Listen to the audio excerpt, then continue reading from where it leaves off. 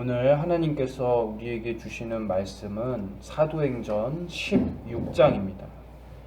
하나님께서 오늘 우리에게 주시는 말씀은 사도행전 16장 30절부터 34절까지의 말씀입니다. 16장 30절부터 34절의 말씀입니다. 사도행전 16장 30절부터 34절까지의 말씀, 저와 여러분이 함께 합독하여 읽도록 하겠습니다. 그리고 그들을 데리고 밖으로 나가 선생님들, 내가 어떻게 해야 구원을 받겠습니까? 하고 물었다. 그래서 그들은 주 예수를 믿으십시오. 그러면 당신과 온 집안이 구원을 받을 것입니다. 하였다. 그러고서 그들은 그 간수와 온 가족에게 하나님의 말씀을 들려주었다. 그는 바로 그날 밤에 바울과 실라를 데려다가 매맞은 상처를 씻어주고 온 집안 식구와 함께 즉시 세례를 받았다. 그리고 그들을 자기 집으로 데리고 가서 음식을 대접하고 하나님을 믿게 된 것을 온 가족과 함께 기뻐하였다. 아멘. 우리는 지금 몇 주 동안 교회란 곳은 과연 어떤 곳인지 사도행전을 통해서 살펴보고 있습니다. 우리가 배웠을 때 교회는 어떤 곳이었습니까? 교회는 불가사의한 그 하나님의 힘으로 운영되는 곳이죠. 하나님은 전지전능하십니다. 그분이 우리의 아버지십니다. 든든한 뒷배경이신 이 하나님, 전지전능하신 하나님을 의지하면은 우리들은 불확실해 보였던 그 미래를 확실한 그 믿음의 현장으로 바꿀 수 있는 그런 기적을 보게 됩니다. 그럼 이런 일들이 어떻게 가능할까요? 아버지이신 하나님을 믿음으로써 가능해지죠.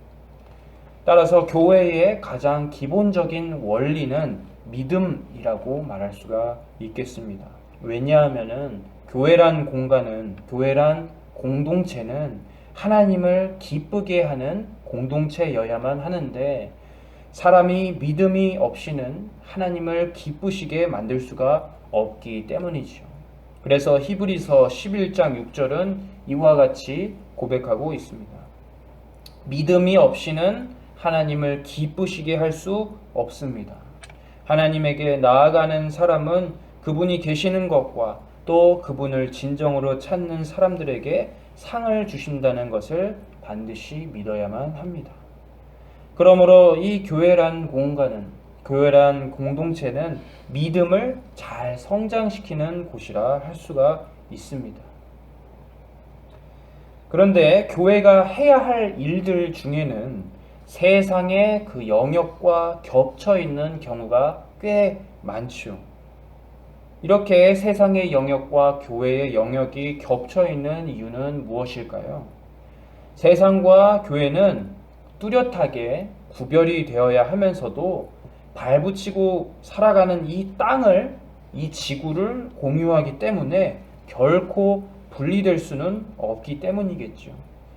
교회는 세상과 달라야 합니다. 그렇다고 해서 완전히 세상으로부터 동떨어져서 나와서는 안 되겠죠. 우리 교회가 세상에게 영향을 주는 그런 공동체여야만 합니다. 교회의 할 일 중에서 되게 중요한 것이 무엇이냐면은 이러한 교류의 방향을 잘 정하는 것도 교회가 해야 할 일 중 하나입니다. 교회는 언제나 선한 영향력을 세상에 일방적으로 끼쳐야만 합니다. 반면 교회는 세상으로부터 영향을 받으면 될까요? 안 될까요? 절대 안 되겠죠. 왜 그렇겠습니까? 세상이 교회에 영향을 끼치기 시작하면은 교회는 세상의 원리에 물들기 때문이겠죠. 교회 공동체는 하나님께서 명하신 그 법, 율법과 사랑의 법대로 사는 그런 사람들의 모임인데 우리가 세상의 법에, 세상의 원리에 영향을 받고 눈치를 받아서 행동을 하게 된다면은 선한 그 영향력을 끼치기보다는 이도 저도 아닌 아주 미지근한 물처럼 되어버릴 것이 분명합니다. 그래서 주님께서는 요한계시록 속에서 라오디게아 교회에게 이렇게 말씀하십니다. 나는 너희의 행위를 잘 알고 있다. 너는 차지도 덥지도 않다. 내가 차든지 덥든지 하기를 원한다. 교회는 이런 이도저도 아닌 공동체가 되어서는 절대 안 되므로 우리의 색깔과 우리의 온도를 잘 지키는 자들이 되어야 합니다. 그런 면에서 오늘 우리가 읽어보았던 사도행전 16장 후반부 30절부터 34절까지의 그 말씀은 바울과 실라의 사역이 교회의 대표적인 사역 세 가지를 중점적으로 다루고 있다 판단할 수가 있는 것입니다. 단순히 바울과 실라가 전도하는 것에 집중하는 것이 아니라 그들의 행동 하나하나 가운데 깊게 우리가 살펴보고 배워야 하는 교회에 해야 할 일들이 녹아져 있는 것이죠. 과연 하나님께서는 사도행전 16장을 왜 우리에게 주셨으며 그들을 통해서 하나님께서 하시고픈 이야기하시고픈 그 교회의 일들이란 무엇일까요? 우선 16장의 배경을 살펴보도록 하겠습니다. 16장의 배경은 중간부에 바울과 실라가 빌립보라는 마케도니아 지역에 당도했다고 기록되어 있습니다. 이 빌립보 안에 누가 있었냐면은 자주장사인 루디아라는 여자가 예수님을 영접하는 굉장히 놀라운 일들이 벌어집니다. 빌립보라는 곳은 바울이 처음 마케도니아 땅을 밟은 곳이라는 점에서 굉장히 바울에게는 중요한 사역지라고 말할 수가 있습니다. 바울과 빌립보와의 관계도 주목해 볼 필요가 있는데요. 나중에 바울이 굉장히 가난해지고 곤고할 때에 누구보다 먼저 어느 교회보다 먼저 헌금을 모아서 바울에게 전달한 공동체가 바로 빌립보 교회였으니 바울의 그 복음 사역의 첫 시작과 그리고 그 사역의 지속성이 주님의 은혜로 말미암아 풍성함을 우리가 알 수가 있는 것이죠. 그런데 첫 시작이 너무 좋았기 때문에 사탄이 이를 알고 방해하고자 하였습니다. 바울과 실라가 하나님의 도를 열심히 전하는데 자꾸 옆에서 큰 소리가 들려오기 시작하는 것입니다.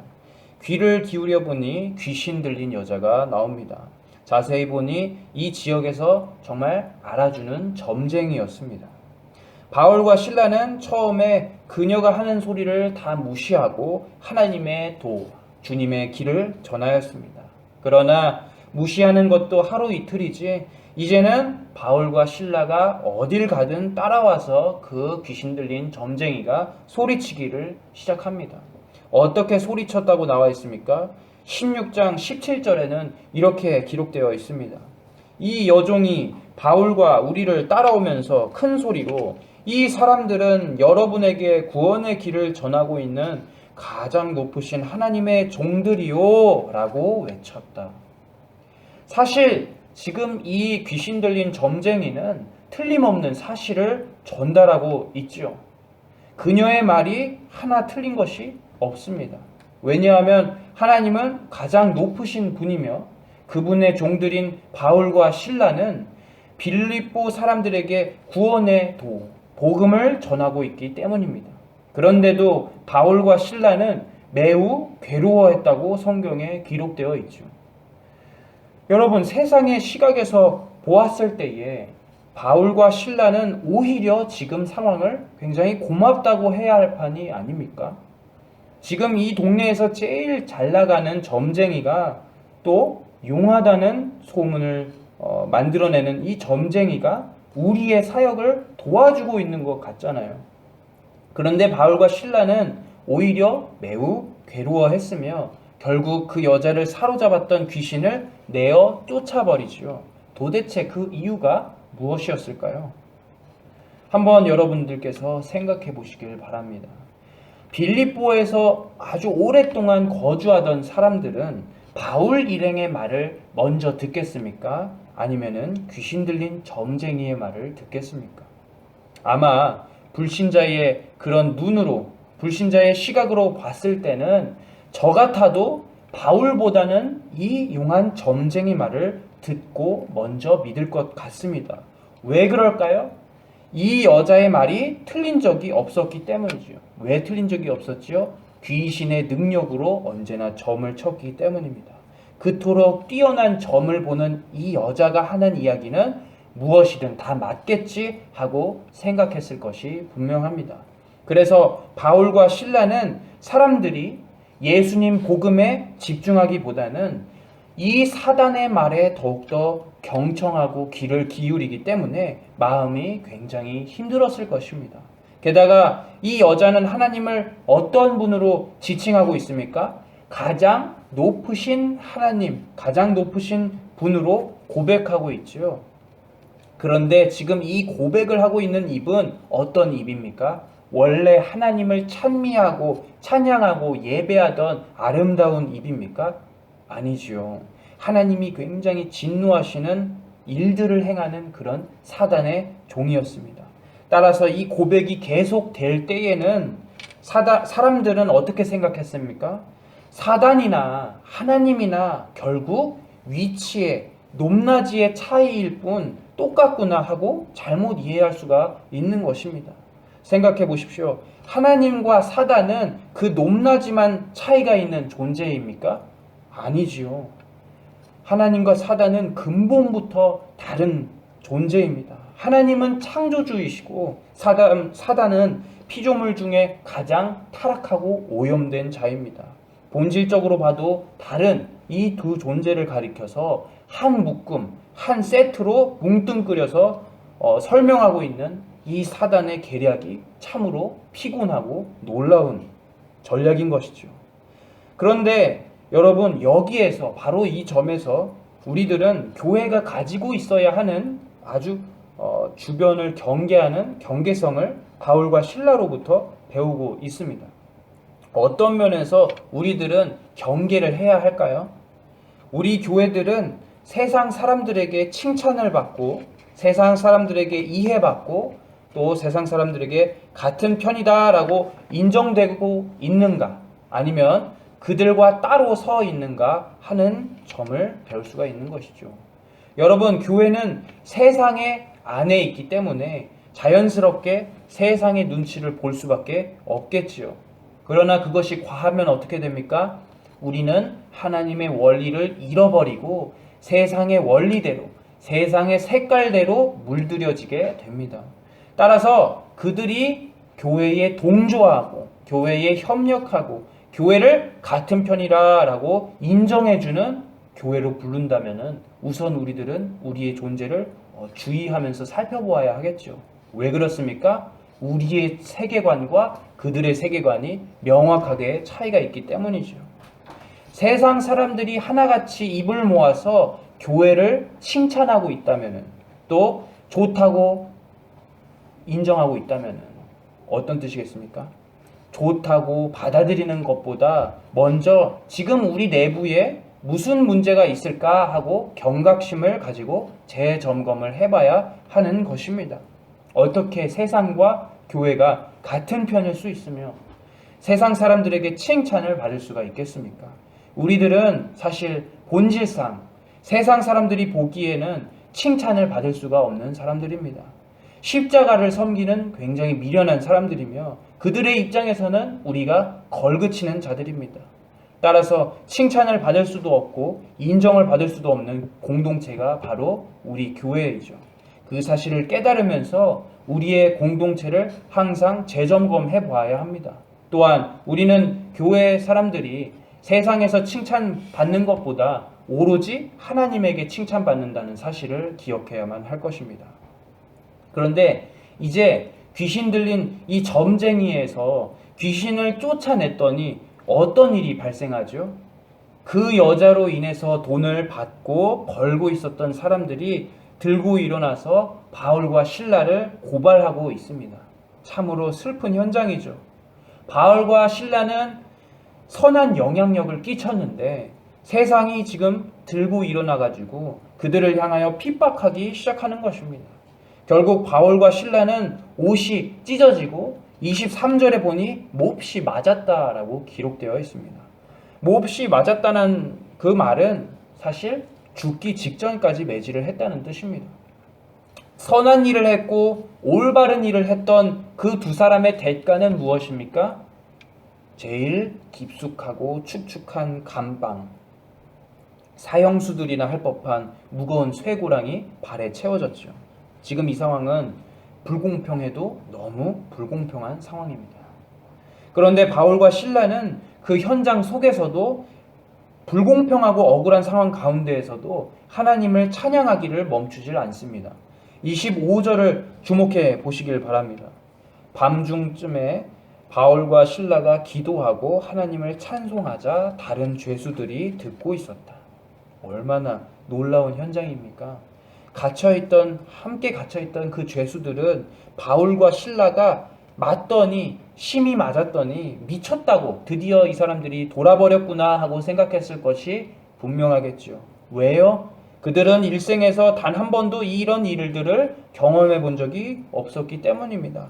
대개 심히 맞고 이 감옥 안에 갇히는 사람들은 어떤 사람들입니까? 자기들과 똑같은 악질 범죄자들이겠죠.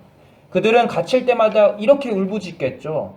나는 억울해. 나는 잘못이 없어. 그런데 바울과 실라 이 두 사람은 억울하단 말 한마디도 없이, 불평하는 그 말도 한마디도 없이 오로지 하나님 앞에 감사의 기도 그리고 찬양을 드리면서 밤을 보내고 있는 것입니다. 그런데 여기서도 우리 교회들이 해야 하는 아주 중요한 일들이 숨어 있음을 우리가 깨닫게 되는 것입니다. 여러분들이 보시기에 교회는 어떤 곳이어야 합니까? 교회라는 곳은 손해를 볼 일을 다 예상하면서도 올바르며 선한 일을 행하는 공동체여야만 하는 것이죠. 바울과 실라가 과연 이 여자 뒤에 있는, 이 귀신 들린 여자 뒤에 있는 그 배후들을 몰랐을까요? 당시에는 인권이 굉장히 희미했으니 사람을 착취하는 방법으로 돈을 버는 사람들이 참 많았을 것입니다. 그래서 이 점쟁이에게서 귀신을 쫓아내면은 반드시 그 귀신으로부터 돈을 받고 돈을 벌던 사람들이 자신의 사역들을 방해할 줄을 바울과 실라는 알았겠죠. 그래서 바울과 실라는 굉장히 여러 날 동안 심각하게 고민했던 것입니다. 단순히 지금 귀찮아가지고 고쳐주고 떠나라 라고 한 것이 아니지요. 바울과 실라는 결국 정당한 재판도 한번 받지를 못하고 자신을 소명할 기회도 받지 못한 채 어떻게 됩니까? 죽기 직전까지 맞죠. 피가 튀고 살이 찢어지는 그 고통 가운데에서 감내합니다. 그런데 바울과 실라가 이토록 맞았던 이유는 무엇입니까? 그들이 잘못했기 때문입니까? 아니었지요. 오히려 복음을 전하는 일, 만방에 그리스도의 길을 알리는 일을 하다가 점쟁이에게서 귀신을 내어 쫓고 그 여자로부터 사람답게 살게 해주었더니 이런 취급을 당하게 되는 것입니다. 그러나 생각해보면은 이러한 역사가 참 우리에게도 반복되고 있구나라고 생각이 듭니다. 우리도 생각해보면은 참으로 억울한 역사를 감내해온 듯 합니다. 초대 교회 역사뿐만 아니라 초대 한국 교회 역사도 돌이켜보면은 이런 현상들을 많이 보죠. 굉장히 속상합니다. 한국 교회사가 시작된 이래 나라를 변화시키고 인권을 향상시킨, 상장시킨 많은 그 사람들이 교회에서 교육을 받고 예수님을 고백했던 자들입니다.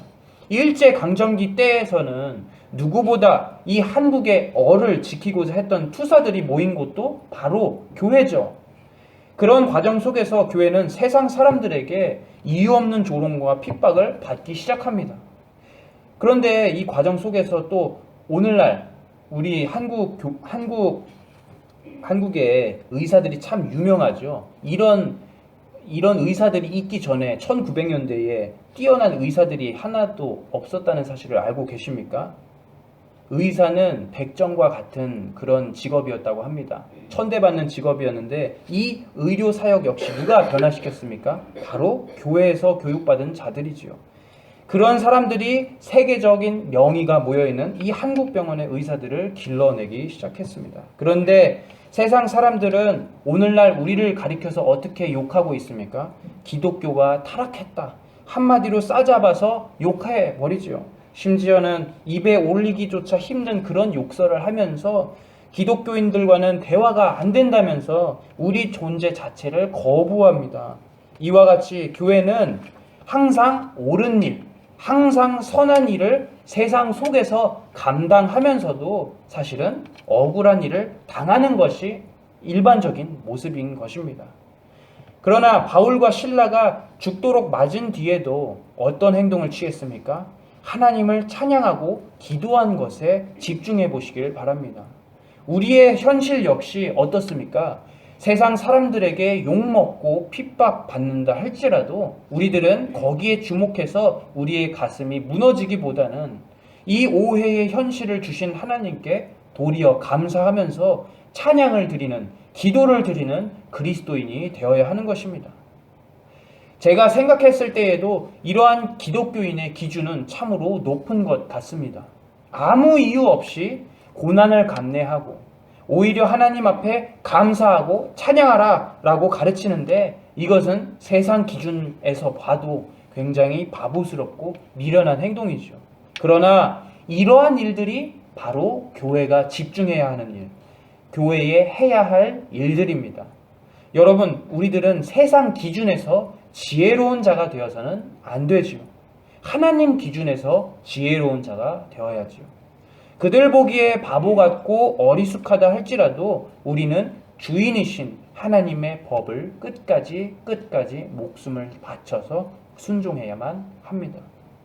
어쩔 때까지 순종합니까? 바울과 실라 그리고 한국 교회사 속에서 핍박받았던 그 많은 주의 종들의 피 흘림과 땀 흘림을 마찬가지로 느끼면서 우리는 하나님 앞에 순종해야 하는 것이지요. 침묵하면서 도리어 하나님께 감사의 기도를 드려야 하는 일이 바로 교회에 해야 할 일들입니다. 정말 순종하기 어려운 일이죠. 그러나 이러한 점을 알면서도 이런 교회의 정신을 포기하는 교회들이 유독 많아지고 있는 것 같습니다. 세상과 동화되지 말라고 하나님께서 말씀으로 못 박아 주셨는데 누구보다 더 빠르게 정치에 개입하고 사업에 개입하고 비자금을 만들고 세습하면서 교회를 기업과 같이 만들어버리는 그런 자들이 너무나도 많아집니다. 세상 사람들 기준에 더욱더 지혜롭고 뱀과 같이 지혜로운 그런 교회들이 점점점 많아지죠. 그러나 여러분, 하나님이 과연 이러한 세상의 기업과 같은 교회를 기뻐하실까요? 하나님은 절대 이런 교회들을 기뻐하지 않으시겠지요. 베드로전서 2장 20절을 제가 읽어드리도록 하겠습니다. 죄가 있어서 벌을 받고 참으면 무슨 자랑거리가 되겠습니까? 그러나 선한 일을 하다가 고난을 받고 참으면 이것은 하나님 앞에서 칭찬을 받을 만한 일입니다. 우리는 잠깐의 이익을 포기할 줄 아는 그런 사람들이 되어야 하지 않겠습니까? 작은 그 돈, 작은 이익 때문에 주님의 길을 포기하지는 말아야 할 것입니다. 심지어 우리들이 고난을 받고 억울한 상황 속에 처해 있다 할지라도 말입니다. 결국 우리들은 어떻게 되겠습니까? 주님 나라에서 하나님으로부터 칭찬을 받는 그런 사람들이 되겠지요. 그래서 바울이 마지막 디모데후서에서 이렇게 말했습니다. 의의 면류관을 하나님께서 나에게 예비해 주셨다. 마찬가지로 우리도 참고 감내하다 보면은 우리가 그 의의 면류관을 쓰게 될 날이 멀지 않은 것입니다. 따라서 교회는 지혜롭게, 세상 사람들이 보기에 지혜롭게 마치 기업과 같이 몸집을 늘리는 것이 중점이 아니라 이유 없는 고난에도 참으며 하나님을 바라보며 사는 자들이 되어야 하는 것이죠. 교회는 이제부터라도 자신들의 공동체를 스스로 점검하되 옳은 일과 선한 영향력을 세상에 끼치면서 눈치 보지 말고 핍박을 받고 억울한 일을 당하더라도 하나님 앞에서 감사 찬양을 올리는 자들이 되어야 하는 것입니다. 이제 마지막입니다. 감옥에 갇혀서 찬송을 부르기 시작할 때에 엄청나게 큰 지진이 일어났습니다. 옥문들이 완전히 다 비틀려서 열렸다라고 기록되어 있습니다. 자고 있었던 간수는 어땠을까요? 완전히 내 인생이 망해버렸구나라고 생각하면서 탄식하며 달려갔겠죠. 감옥으로 달려가면서 어떤 기도를 했을까요? 하나님을 알지 못했던 상태이므로 과거 자신이 섬겼던 신들의 이름을 빌면서 열심히 뛰어갔겠죠. 그렇게 당도했던 감옥은 처참하게 부서져 있습니다. 모든 옥문들이 다 열려 있었습니다. 이제 정말 간수 입장에서는 어떤 것만 기다리고 있습니까? 절망만, 죽음만이 기다리고 있는 것입니다. 왜 간수가 칼을 빼서 자결하려 했을까요? 로마 법에 따르면은 죄수가 탈옥한 그 때에는 간수에게 책임을 묻는다 하였습니다. 그러므로 죽음만이 기다리고 있기 때문에 간수는 칼을 빼서 자살하려고 자세를 가다듬었겠죠. 이리 죽으나 또 로마 정부로부터 매맞고 벌받아 죽으나 같으니까 오히려 편하게 지금 죽으려 하는 것입니다. 그런데 그때에 감옥 안에서 굉장히 큰 목소리가 들리죠. 멈추라는 소리였습니다. 자세히 들어보니 오늘 낮에 가두어 놓은 바울과 실라의 목소리였습니다. 그런데 바울의 고백은 참으로 놀라웠습니다. 나와 실라가 도망치지 않은 것뿐만 아니라 이 감옥 안에 갇혀 있었던 모든 사람들 다 이 감옥 안에 그대로 남아있다라고 합니다. 간수는 이 순간에 아주 큰 은혜를 경험하는 것이죠. 어떤 은혜입니까? 죽음만이 기다리고 있었던 그 현장 속에서 삶과 새 생명이 느껴지는 은혜입니다. 간수는 자신의 생명의 은인인 이 바울과 실라에게 묻죠. 선생님, 어떻게 해야지 우리가 구원을 받을 수가 있겠습니까? 그에 대해서 바울은 어떻게 답변합니까? 간단한 답변을 합니다. 네가 예수를 믿어라. 그리하면 너의 가족과 너가 구원을 받으리라. 여러분, 이 짧은 한마디는 교회가 목숨처럼 지켜야 하는 가장 소중한 메시지입니다. 바로 예수를 믿으라 라는 메시지이죠. 오늘날 우리들은 교회들이 많이 외치고 있는 그 메시지들 가운데에서 하나님께서 직접 명하지 않으신 것들이 너무나도 많음을 고백하고 있습니다. 원래 우리들은 어떤 메시지를 전해야 하는 자들입니까? 하나님께서 명하신 메시지만 전해야 되겠죠. 그래서 설교를 준비하는 자들이나 그것을 설교를 들으면서 삶으로 전하는 사람들이나 신명기 18장 20절의 그 말씀의 원리를 기억하면서 살아야 합니다. 그러나 내 이름을 빌려 내가 명령하지도 않은 것을 제멋대로 말하는 예언자나 다른 신들의 이름으로 말하는 예언자는 반드시 죽게 될 것이다. 하나님께서는 엄중하게 말씀하시죠. 하나님에게서 하나님으로부터 나오지 않은 것들을 전하는 자는 어떻게 된다고 기록됩니까? 엄중한 처벌을 피할 수 없다라고 가르치십니다. 물론 오늘날 예언자의 직분과 선지자의 직분이 다 폐하여졌어도 우리들은 이 말씀의 정신이 교회가 가지고 있어야 하는 가장 소중한 정신임을 깨달아야 하는 것이죠. 우리는 어떤 메시지만 전해야 합니까? 하나님께서 말씀하신 것만 전해야 하는 자들이므로 실질적으로 무엇이 우리의 원리가 되는 것이죠? 성경인 것이죠. 우리는 이 성경 안에 있는 그 진리만 외치는 자들이 되어야 합니다. 따라서 교회 공동체는 말씀, 예배, 설교를 가장 최우선으로 중요하게 생각해야 할 것입니다.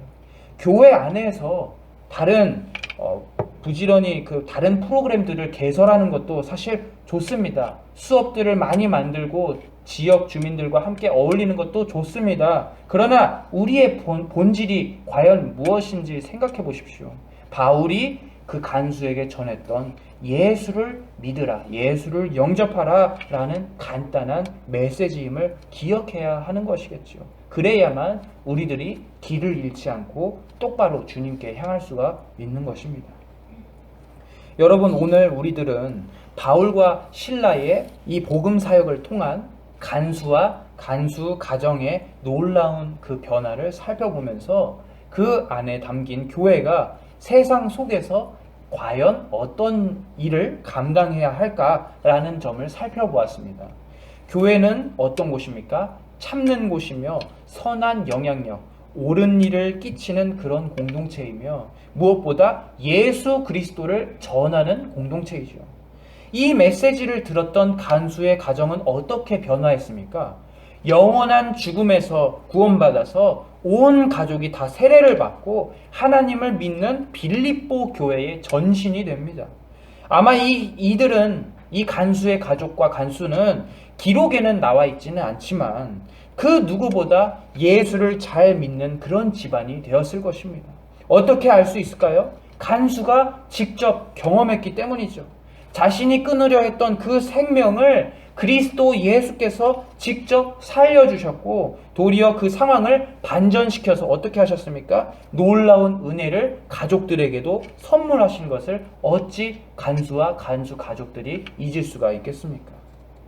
모쪼록 이 자리에 모인 우리들 역시 그런 경험을 하고서 이 자리에 나왔다는 사실을 기억해 봅니다. 저도 여러분들도 삶의 한 자리에서 간수가 그러했듯이 그리고 바울과 실라가 경험했듯이 내 존재를 죽음에서 삶으로 어둠에서 빛으로 바꿔주신 그 주님의 놀라운 은혜를 기억하는 사람들입니다. 경험한 사람들이죠. 우리는 그런 자랑스러운 자들인 만큼 교회가 감당해야 할 사역들에 대해서도 이제는 힘을 쓰면서 집중해야 합니다. 어떤 일에 집중할까요? 아주 가장 기본적인 일에 집중해야 할 것입니다. 믿음을 세우는 일, 세상으로부터 핍박을 견디는 일, 눈치 보지 않고 옳은 일과 바른 일을 하는 것, 그리고 그리스도를 전하는 이 가장 기초적인 일을 우리가 이 누구보다 더 열심히 감당하는 아주 사랑스럽고 자랑스러운 하늘소망교회 모든 교인들이 되시길 주님의 이름으로 권면합니다. 이 시간 우리 함께 짧게 기도하도록 하겠습니다. 우리가 해야 할 일들이 참 많죠. 그런데 그 가운데에서는 우리의 이해를, 우리의 감정을 뛰어넘은 것들이 너무나도 많습니다. 우리의 공동체는 그리스도를 따라가는 공동체로서 고난을 당해도 참고 억울해도 참고 인내하면서 세상과는 다른 원리로 살아가야 합니다. 그리고 우리는 세상을 포기하지 않고 오히려 그들을 세상을 구제해주는 선한 영향력을 끼치는 교회가 될 수 있게 해달라고 우리는 함께 기도해야 할 것입니다. 또한 이 시간에 우리 세 가지 기도 제목 놓고 함께 기도하겠습니다. 아버지께서 하나님 아버지의 그 마음을 묵상하면서 하나님의 뜻을 헤아리고 순종하는 자녀들이 될 수 있기를.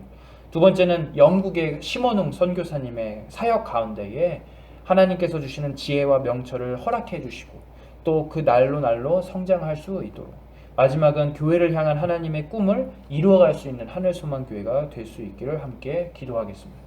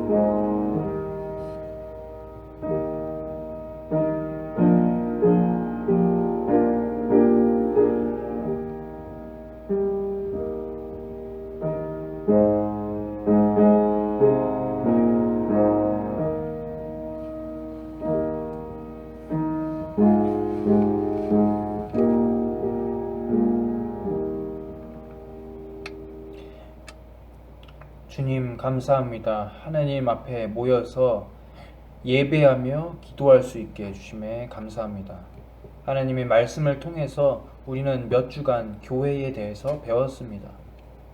하나님의 일하심은 놀라우며 전지전능합니다. 우리가 그 능력의 아버지를 든든한 배경으로 삼고 있으니 하나님을 믿는 그 믿음으로 우리가 속해 있는 지역 사회를 올바른 곳으로 선도할 수 있게 도와주십시오. 아버지, 교회는 각 가정에 머무르지만 않고 하나님의 일을 사회로 넓혀서 세상을 더욱더 좋은 곳으로, 더욱더 선한 곳으로 변화시킬 수 있기를 하나님, 우리가 간절히 원합니다. 그 가운데 우리가 타협하지 말아야 할, 가장 집중해야 할 부분을 생각해 봅니다. 그리스도 예수를 믿으라 라는 이 메시지만을 우리가 세상 사람들에게 전할 수 있게 도와주시고, 예배로 또 삶으로 그 전도를 해나갈 수 있도록 인도해 주시기를 간절히 원하옵나이다. 아버지의 뜻을 모두 헤아릴 수는 없으나 우리에게 말씀을 주셨으므로 그것을 나침반 삼아 잘 성장할 수 있게 도와주시길 원합니다. 무엇보다 하나님 말씀을 잘 듣는 자녀가 되어서 하나님의 뜻을 잘 헤아릴 수 있는 자녀가 될 수 있기를 원합니다. 또한 불철주야 영국의 잃어버린 영육들을 위해서 사역하고 있는 심원웅 선교사님과 그 가정에 하나님의 복이 넘치길 진심으로 기도합니다. 그 사역 가운데 하나님의 지혜와 복음의 힘이 넘치게 해주시고 많은 영혼들이 하나님 앞으로 돌아오는 그런 기적을 보도록 도와주십시오. 마지막으로 주님, 우리 하늘소망교회가 하나님의 꿈을 이루는 교회가 되길 간절히 원합니다. 주님, 아버지의 꿈은 아버지의 그 복음이 널리 퍼져서 아버지의 나라를 온 백성이 볼 수 있게 함입니다. 우리 역시 마찬가지로 하나님 나라의 그 복음을 위해서 전력 투구하는 그런 교회 공동체들이 될 수 있게 도와주시고, 세상 속에서 맡은 바 감당해야 할 그 사역들을 끝까지 잘 이룰 수 있도록 인도해 주시길 원하오며, 이 모든 기도의 내용 살아계신 예수 그리스도의 이름으로 기도드립니다. 아멘. 하늘에 계신 우리 아버지여, 이름이 거룩히 여김을 받으시오며 나라에 임하옵시며 뜻이 하늘에서 이루어진 것 같이 땅에서도 이루어지이다. 오늘날 우리에게 일용할 양식을 주시옵고 우리가 우리에게 죄 지은 자를 사하여 준 것 같이 우리 죄를 사하여 주시옵고 우리를 시험에 들게 하지 마시옵고 다만 악에서 구하옵소서. 대개 나라와 권세와 영광이 아버지께 영원히 있사옵나이다. 아멘.